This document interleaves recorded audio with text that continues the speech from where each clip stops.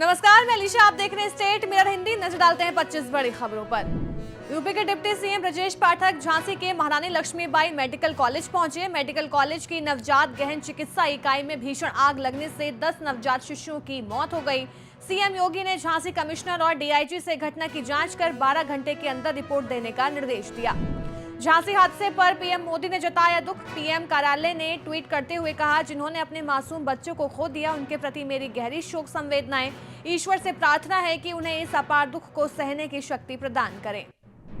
मुख्य चिकित्सा अधीक्षक सचिन माहौर ने दी जानकारी। कहा, एनआईसीयू वार्ड में 54 बच्चे भर्ती थे। अचानक ऑक्सीजन कंस्ट्रक्टर के अंदर आग लग गई।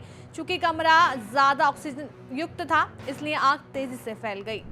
झांसी मेडिकल कॉलेज अग्निकांड पर बीजेपी विधायक राजीव सिंह पारीछा ने कहा, यह बेहद दुख और दुर्भाग्यपूर्ण घटना है। करीब 35 नवजात शिशुओं को बचा लिया गया। दिल्ली ट्रैफिक पुलिस ने वायु प्रदूषण को नियंत्रित करने के लिए एक मुहिम की शुरुआत की है। ग्रैब 3 के तहत ट्रैफिक नियमों का उल्लंघन करने वाले चालकों के खिलाफ कठोर कार्रवाई की गई। पुलिस ने साफ किया कि ग्रैब 3 के तहत ये कार्रवाई खासतौर पर तेज रफ्तार, सिग्नल जंपिंग और अन्य खतरनाक ड्राइविंग प्रैक्टिस के खिलाफ की जा रही है। दिल्ली सरकार में आप मंत्री गोपाल राय ने प्रदूषण पर कहा, दिल्ली में जो प्रदूषण का स्तर है उसमें गाड़ियों का प्रदूषण ज्यादा इम्पैक्ट डाल रहा है। इसलिए दिल्ली के अंदर जो भी BS3 पेट्रोल और BS4 जो डीजल की गाड़ियां हैं, उन पर रोक लगा दी गई है। शिवसेना नेता मिलिंद देवड़ा ने चुनौती को लेकर की बात। कहा, मैंने 2 दिन पहले आदित्य ठाकरे जी को एक चुनौती दी थी। मैंने उनको बहस के लिए आमंत्रित किया। आगे उन्होंने आदित्य ठाकरे से सवाल पूछते हुए कहा कि आपने मुंबई, वर्ली, महाराष्ट्र को आगे ले जाने के लिए क्या किया है, आपका क्या विजन है। बीजेपी नेता गौरव भाटिया ने किया दावा। कहा, झारखंड के आगामी विधानसभा चुनावों में भारतीय जनता पार्टी को जनता का पूर्ण समर्थन मिलेगा और जनता के आशीर्वाद से उनकी जीत सुनिश्चित है। केंद्रीय रेल मंत्री अश्विनी वैष्णव ने महाविकास अघाड़ी को विकास को रोकने वाली अघाड़ी का लगाया आरोप। कहा, कांग्रेस सरकारों ने कभी भी विकास पर फोकस नहीं किया। तो वहीं महाराष्ट्र में भी विपक्षी दल का नाम महाविकास अघाड़ी है, लेकिन उन्होंने हमेशा विकास को रोका। केंद्रीय गृह मंत्री अमित शाह ने यवतमाल में जनसभा को संबोधित करते हुए उद्धव ठाकरे पर किया हमला। कहा, असली शिवसेना बीजेपी के साथ है, आपकी शिवसेना उद्धव सेना बनकर रह गई है। विधानसभा चुनाव को प्रभावित करने के लिए इलीगल मनी रखने जाने की सूचना पर रांची पुलिस ने कॉलेज और विश्वविद्यालयों में की छापेमारी। स्कूल की घेराबंदी करके सर्च ऑपरेशन। रांची पुलिस के कई वरिष्ठ अधिकारी मौजूद। तीसरी बार रांची पुलिस ने की छापेमार कार्रवाई। केंद्रीय रक्षा मंत्री राजनाथ सिंह ने कांग्रेस पर निशाना साधते हुए कहा, हर 2 महीने में कोई न कोई चुनाव हो जा रहा है। लाख करोड़ रुपए आपके खर्च होते हैं, लेकिन उन्होंने इसकी कोई चिंता नहीं की है। इस पर हमारे पीएम मोदी ने चिंता की। अब लोकसभा और विधानसभा का चुनाव एक साथ होगा, इससे पैसा बचेगा। कांग्रेस सांसद राहुल गांधी झारखंड में गोड्डा के महागामा विधानसभा क्षेत्र में जनता को संबोधित करते नजर आए। संबोधन के बाद कांग्रेस सांसद राहुल गांधी के हेलीकॉप्टर को करीब 20 मिनट तक उड़ान भरने की नहीं मिली अनुमति।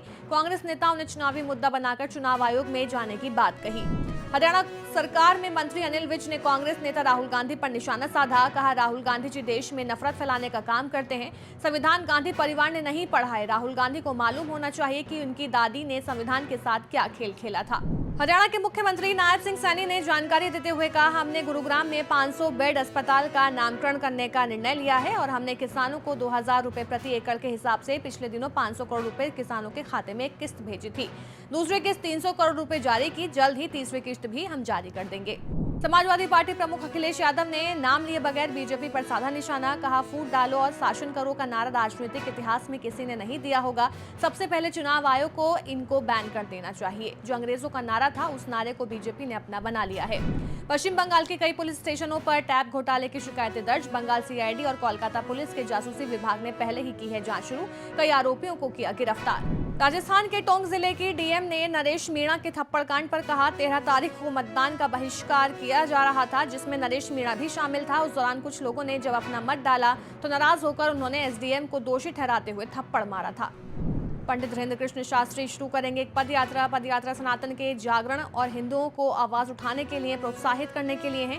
160 किलोमीटर की यात्रा 21 नवंबर 2024 से आरंभ होगी। बागेश्वर धाम से शुरू होकर ये भव्य पदयात्रा ओरछा धाम पहुंचेगी।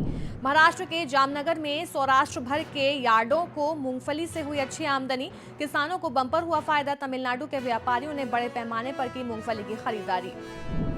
अमेरिका के नवनिर्वाचित राष्ट्रपति डोनाल्ड ट्रंप के मंत्रिमंडल में शामिल होंगे कैरोलिन लेविट। ट्रंप ने की व्हाइट हाउस की प्रेस सचिव नियुक्त करने की घोषणा। 284 रनों के टारगेट के जवाब में साउथ अफ्रीका की टीम 18 ओवर में ही 148 रन बनाकर हुई ऑल आउट। अर्शदीप सिंह रहे मैच के सबसे सफल गेंदबाज, उन्होंने 3 बल्लेबाजों को बनाया अपना शिकार। ऑस्ट्रेलिया सीरीज से पहले भारतीय टेस्ट और वनडे टीम के कप्तान रोहित शर्मा के घर आई खुशियां, दूसरी बार पिता बने रोहित शर्मा, रितिका सचदेह ने बेटे को दिया जन्म। बॉलीवुड एक्ट्रेस दिशा पाटनी के पिता और retired police officer Jagdish Patni बड़ी ठगी का हुए शिकार, आयोग के अध्यक्ष बनाने के नाम पर ठगा 25 लाख।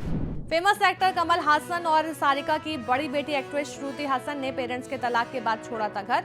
श्रुति ने बताया कि पेरेंट्स के तलाक के बाद वो मुंबई आ गई थी क्योंकि वो पिता के फेम से तंग आ गई थी।